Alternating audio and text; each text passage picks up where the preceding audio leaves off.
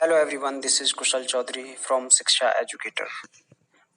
आज से हम एक नई सीरीज शुरू करने जा रहे हैं जिसमें हम पिछले वीक में जितना भी घटनाक्रम है उससे संबंधित जो भी न्यूज़ होंगी, जो हमारे एग्जाम के पॉइंट ऑफ व्यू से बहुत ही ज़्यादा इंपॉर्टेंट हैं और जिनमें से डायरेक्ट क्वेश्चन आने की संभावना है, उनको क्वेश्चन तथा आंसर्स के माध्यम से करने की कोशिश करेंगे। ये सीरीज वीकली आएगी और वीक की जितनी भी बड़ी खबरें होंगी उनको हम इसमें क्वेश्चंस के माध्यम से कवर करने की कोशिश करेंगे।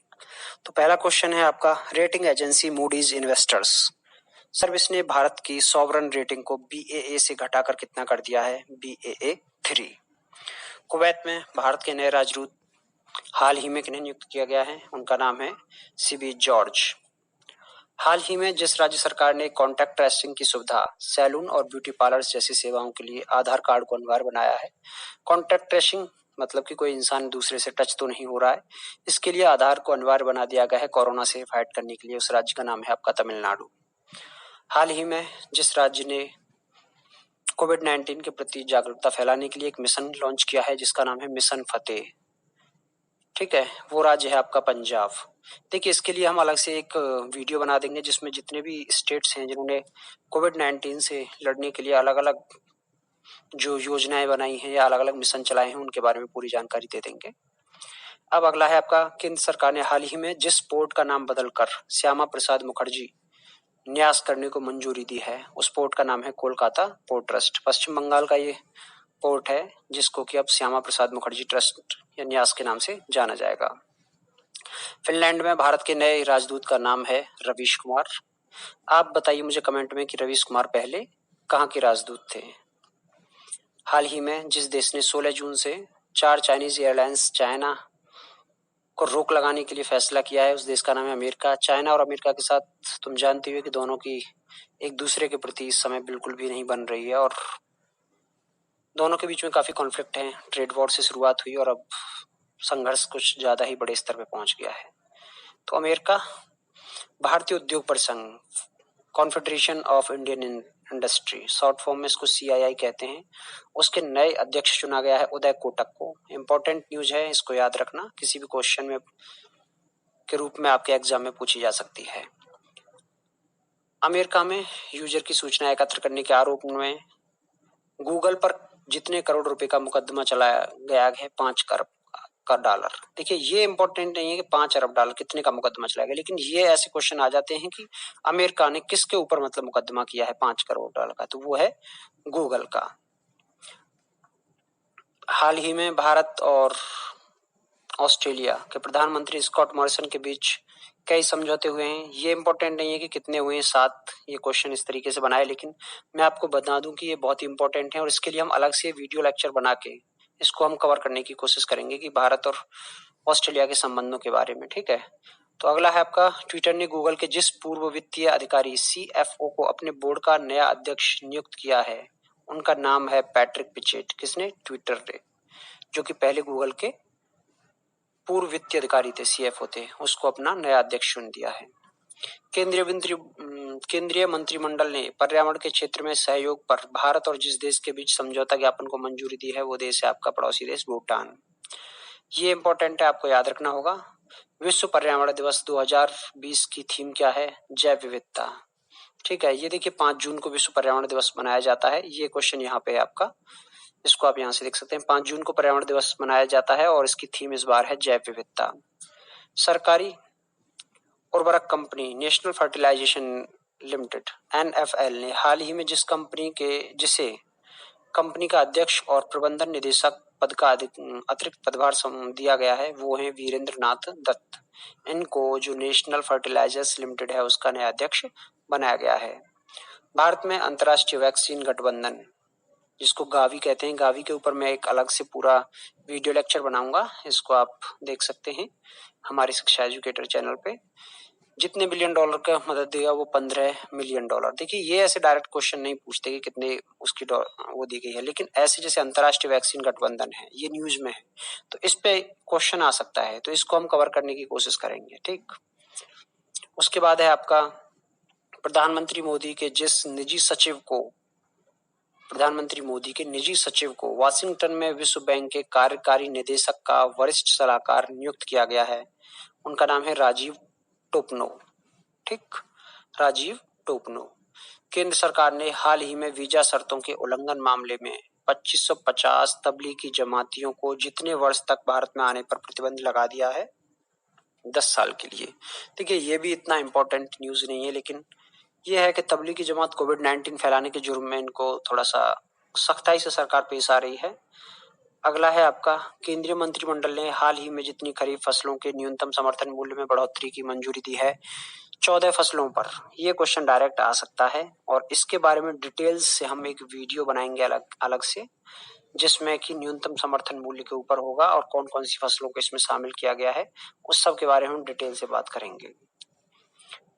ठीक है, अगला है आपका, केंद्र सरकार ने मोबाइल फोन उत्पादन में दुनिया का शीर्ष देश बनने के साथ ही इलेक्ट्रॉनिक उत्पाद और उसके कलपुर्जों के उत्पादन को गति देने के उद्देश्य से करीब 50,000 करोड़ रुपए की लागत से जितनी नई योजनाएं शुरू की हैं या घोषणा की है, वो हैं 3 घोषणाएं हैं और इनके बारे में भी हमें डिटेल से एनालिसिस करना पड़ेगा। लेकिन आपको मैं देखो यहाँ पे साप्ताहिक न्यूज है तो थोड़ा सा हिंट कर देता हूँ कि कौन कौन सी न्यूज आपके लिए मतलब इम्पोर्टेंट हो सकती हैं और उनके बारे में डिटेल से तो जानना ही होगा। अगर आप कोई वनडे एग्जाम दे रहे हो तो आपको इससे ये पर्याप्त है, लेकिन अगर आपको इन चीजों के बारे में डिटेल में जानना है तो हमें कुछ जो इम्पोर्टेंट टॉपिक्स हैं उनके ऊपर अलग से सेपरेट वीडियो बनानी ही पड़ेगी।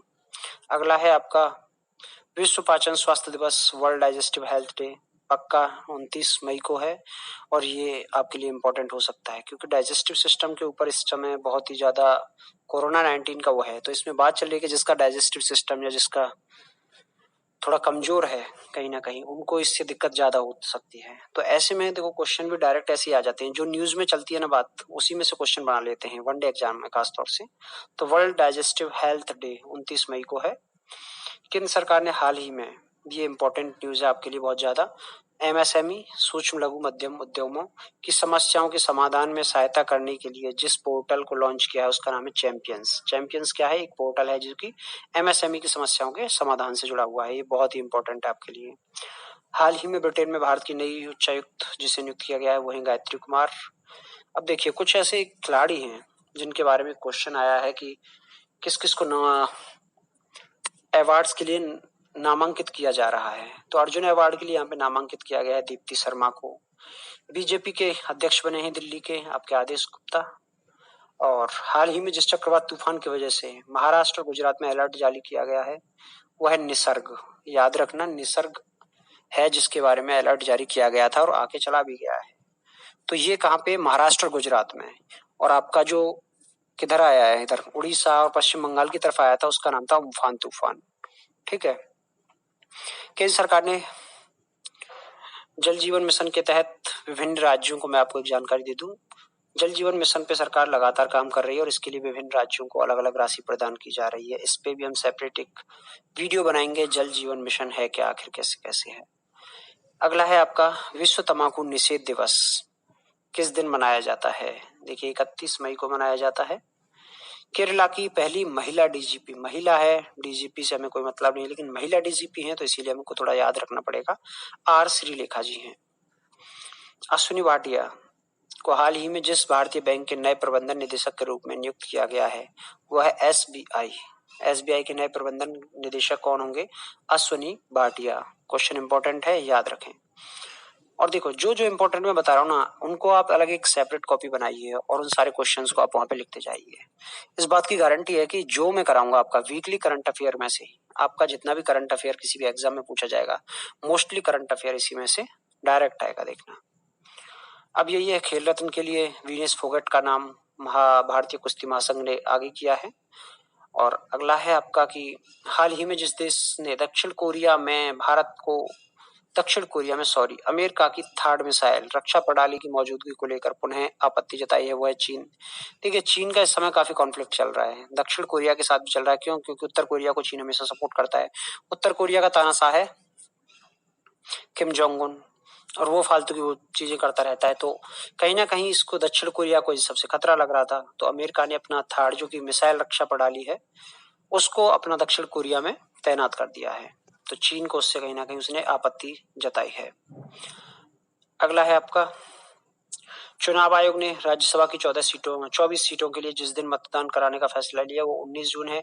ये तारीख इंपॉर्टेंट नहीं है, लेकिन यहाँ पे हमें राज्यसभा के बारे में देखना पड़ेगा। ये हम पॉलिटी में डिस्कस करेंगे कि राज्यसभा का स्ट्रक्चर क्या होता है, कैसे उनका चुनाव होता है। ठीक है, देखिए राज्यसभा को मैं आपको थोड़ी सी जानकारी दे दूं। राज्यसभा की जो सीटें होती हैं लोकसभा की तरह एक बार में सारी खाली नहीं होती।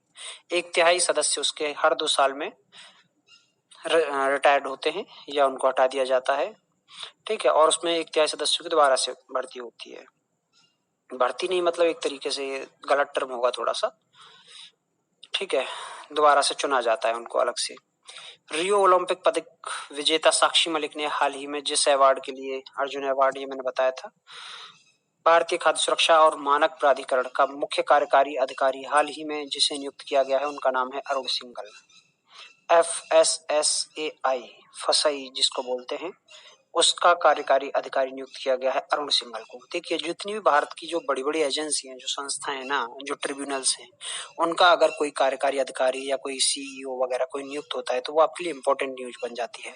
तो ये इंपॉर्टेंट है आपके लिए, अरुण सिंघल को आप याद रखें।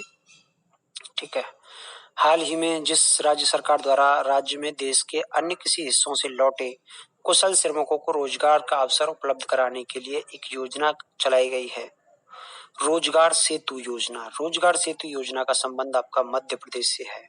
देखिए ऐसे क्वेश्चन 100% पूछे जाएंगे। अगर आप MP से हैं तो ऐसे क्वेश्चंस को तो रट लें, जरूर आएगा। हाल ही में जिस राज्य के मुख्यमंत्री, पहले मुख्यमंत्री थे अजीत प्रमोद जी जोगी, उनका 74 वर्ष में निधन हो गया है। अजीत प्रमोद जी जोगी किस राज्य से संबंधित है? आपके छत्तीसगढ़ से। विश्व दुग्ध दिवस 1 जून को मनाया जाता है। भारतीय क्रिकेट कंट्रोल बोर्ड BCCI ने 2020 के लिए जो राजीव गांधी खेल रत्न पुरस्कार है उसके लिए रोहित शर्मा का नाम नामांकित किया है। हिंदी पत्रकारिता दिवस 30 मई को मनाया जाता है। देखिए बोडोलैंड विश्वविद्यालय है, बोडोलैंड यूनिवर्सिटी, इसके शोधकर्ताओं ने एक ऐसा फफूंदी पाउडर, फंगल पाउडर तैयार किया है जो कि लोगों की रोग प्रतिरोधक क्षमता को बढ़ाने में मददगार करेगा। ये आपका बोडोलैंड विश्वविद्यालय है, ये पड़ता है आपका असम में। और फंगल पाउडर, अगर ऐसे क्वेश्चन ऐसे है कि किसी यूनिवर्सिटी ने फंगल पाउडर बनाया है जो कि लोगों की रोग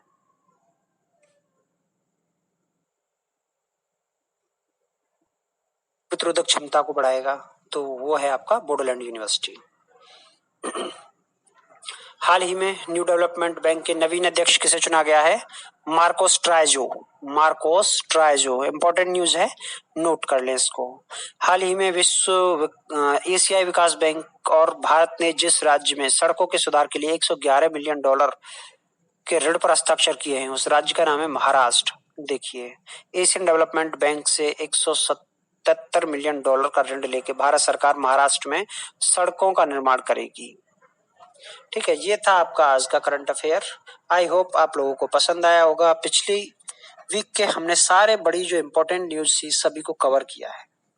ठीक है, और ये आपके एग्जाम की दृष्टि से बहुत ही ज्यादा इंपॉर्टेंट है, और मैंने ये भी बताया कि कौन सा जो प्रश्न है आपके लिए बहुत ज्यादा इंपॉर्टेंट है और किसको आपको टाल देना है।